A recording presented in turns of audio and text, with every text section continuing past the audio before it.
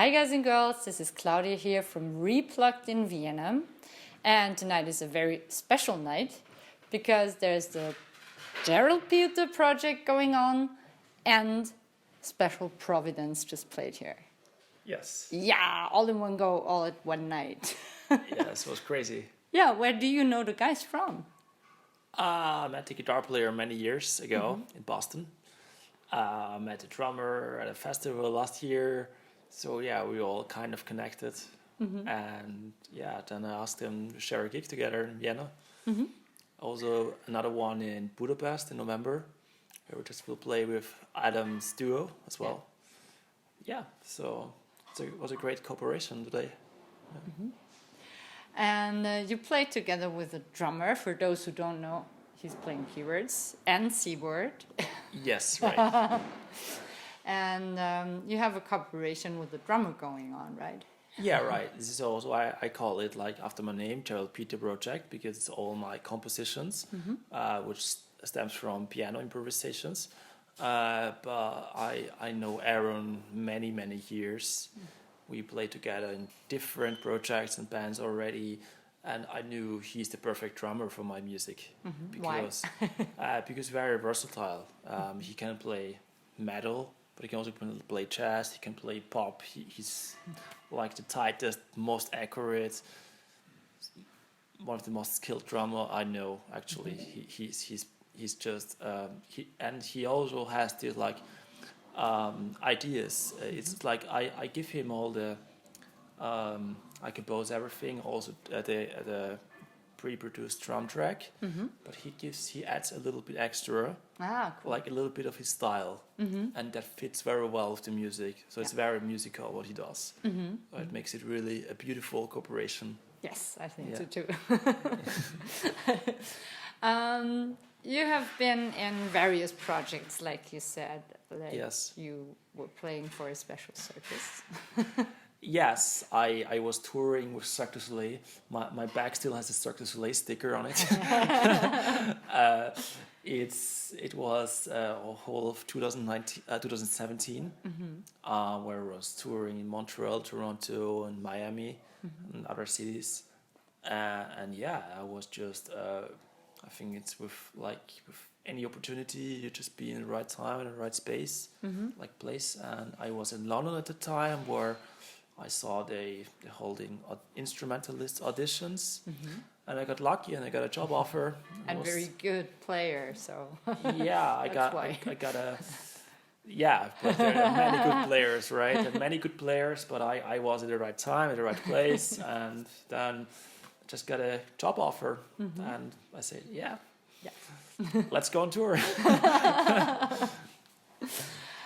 So when you're writing your music, how do you do it? Like, is there one big file on the computer, or are there sort of riffs going on?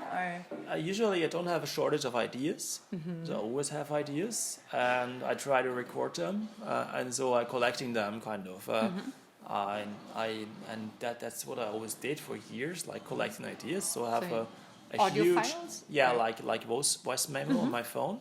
Like even if I sing it when I don't have an instrument with me, like melodies or riffs or whatever, which come into my mind, or also like improvising on the piano, and then I go back like in my folder if I have a composing sessions and see okay what do I have and where to put the ideas, and I always try to like compose it like I would tell a story, like to come back to things I already got like in the beginning, or to just have another variation of a theme I already had. Like I try to think a little bit like in a classical way when I compose, yeah. But I don't have a classical background except of private piano lessons. But I try to have a little bit the classical influence. Let's put it like that. Yeah. And for me, it also sounds like conversations going on.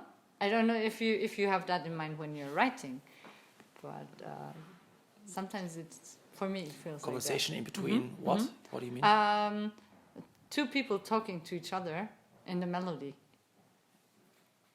Okay, interesting. But for you, is it more like a story you think of in pictures, or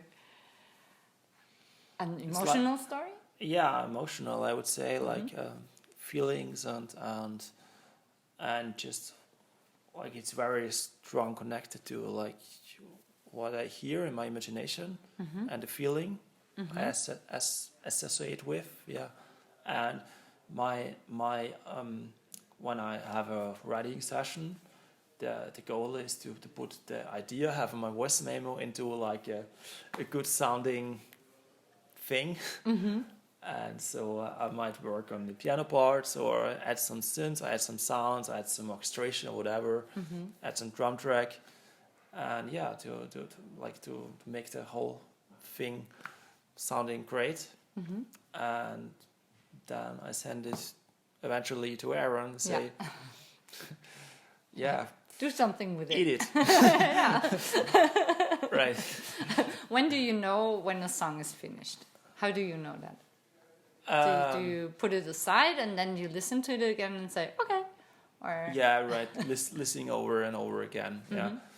Like sometimes it was often that I felt something it's not good enough yet, or it's like still something in progress. And sometimes I have stuff in progress for years, and I still have it there. And someday I wake up and I have a really cool idea how to finish something. And yeah, and then when it puts a smile on my face, then I think it's good enough. And then yeah, it's a good indicator. Continue, right? Yeah. Or if I listen to it back on my and I just enjoying it, like I always put myself into the position of a consumer, of a listener, right? Because the average listener doesn't care if it's difficult or easy or fun to play or not. It's just like has to sounds cool, right? Yeah, that's right. And that's always my goal, to make it enjoyable for myself when I listen to it. Cool. Yeah. My special question I put in every interview is, who decides who is an artist, or why do we know or feel like somebody is an artist? That's a difficult question. Yes, that's why I've been asking it for ages. But there's no right or wrong, I guess. No, I don't think there's a right and wrong. I think an artist is just a person who evokes some emotion on people who consume it, right? So if you put some feeling and emotion inside your art you're doing, then you're doing art. And if there's at least one person who feels something when they view a painting or listen to music or whatever, or then it's already art. It doesn't have to be the same emotion you're evoking, like what you feel when you're creating it, but I think there has to be some transport of feeling or emotion. That's the beauty of it. It's like so different. I think like the two best things on earth are art and science. And that's also like science is the opposite. It's just about facts and about what you can measure. And art is, you don't care about what's true, what's objectively true for the whole world. You just care about your subjective feelings, right? Yeah. So the mixture of the science of musical theory and your personal feeling is maybe what makes your music? I wouldn't say that I would put science in my music. Music for me is more like something really subjective. Yeah? Even you feel something or not. And it's very individual for everyone, of course. Yeah? Maybe the most science thing about what I do is the visuals. Because I create them by myself, and they're all like a kind of a data visualization of the notes I'm playing on the keyboard. Okay. Yeah. That's where the science kicks in. Yeah, right. I have a computer science degree actually, and I all did by myself. Yeah. Yeah. Wow. So, what are your further plans now after the show? Well, finishing post production of my album because everything is recorded. Like And the single is out today. everything. Yeah, right. There's a new single out. It's called Flow, with video, and it's on all platforms available. And we had the album finished, recorded actually. It just needs to be mixed and mastered, and then it's gonna come out hopefully end of the year. And yeah, the next plan is to continue making cool videos. Yeah. Continue playing cool shows. Currently looking to play more shows in 2020. And also present the album. Yeah. And present the album, of course. Yeah. Playing a lot of shows and presenting the album. Yeah. That's the goal. So, meanwhile, listen to the single and then get the album, and you're gonna see him on stage. Thank you Yes. very much for the interview. Thank you very much, too. Bye. Bye.